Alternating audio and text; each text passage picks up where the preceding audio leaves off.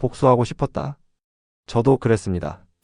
직장에서 믿었던 사람에게 뒤통수를 맞고, 사랑하는 사람에게 배신당하고, 가장 친한 친구에게 버림받고, 심지어 모르는 사람에게 사기를 당했을 때 사무치는 원한, 불타는 분노, 치가 떨리는 억울함, 그 감정 폭풍 속에서 되갚 봐주고 싶다는 생각을 수도 없이 했습니다.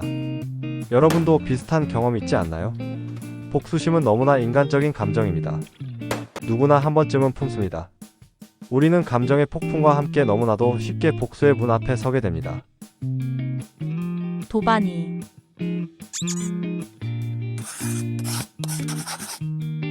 복수심은 인간의 본능입니다. 내가 당한 만큼 갚아주리라는 원한을 품고 드디어 실행에 옮겼을 때 아주 짧은 희열이 찾아옵니다. 하지만 문제는 그 희열이 당한 만큼 기쁘지 않다는 겁니다. 나의 분노의 불길은 여전히 남아있고 곧 허무함이 드리우기 시작합니다. 뇌과학적으로 보면 복수를 실행할 때 뇌에서는 도파민이 분출돼 순간적인 쾌감을 주지만 동시에 편도체가 활성화되면서 스트레스 호르몬이 분비됩니다. 즉, 달콤한 쾌감 뒤에 더 큰 긴장과 불안이 따라오는 구조죠. 그래서 뇌는 더 큰 자극을 원하게 됩니다.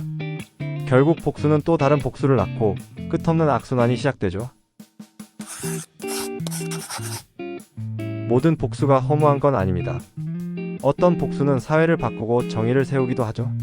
2008년 양천고등학교의 한 교사는 사학비리를 폭로했습니다. 급식비리, 회계비리, 공사비리 차마 학교라 부를 수 없을 정도였죠. 그 대가는 참혹했습니다.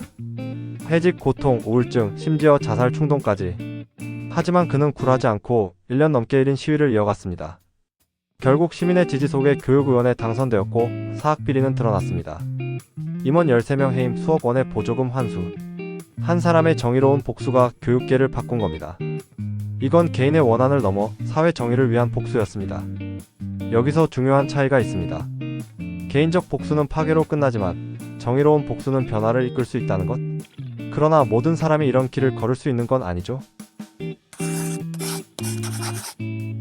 대부분의 복수는 무한히 확대됩니다. 100을 맞고 101을 때리면 상대는 200으로 되갚습니다. 그리고 나는 201로 되돌려주죠. 이 주고받음 속에서 개인은 물론 가문, 집단, 심지어 나라도 파괴됩니다. 우리는 역사 속에서 보아왔습니다.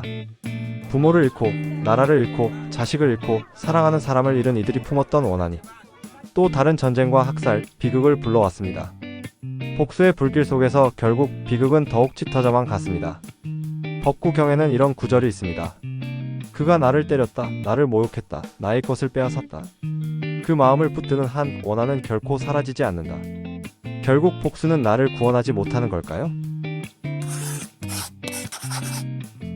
정리해보면 복수는 순간에 카타르시스를 주지만 결국 나를 소모시키고 새로운 고통을 부릅니다. 때로는 정의를 세울 수도 있지만 대부분은 또 다른 비극의 시작일 뿐입니다. 그렇다면 복수하지 못하거나 복수를 원치 않는 우리는 어떻게 해야 할까요? 그 답은 아마 용서라는 단어와 닿아 있을 겁니다. 하지만 용서는 말처럼 쉽지 않습니다. 머리로는 알지만 가슴이 따라주지 않죠. 다음 편에서는 왜 용서는 이렇게 어려운가? 라는 질문을 함께 파헤쳐 보겠습니다. 여러분도 복수하고 싶었던 때가 있으셨나요? 여러분은 복수심이 올라올 때 어떻게 다루시나요? 댓글에 경험과 생각을 남겨주세요.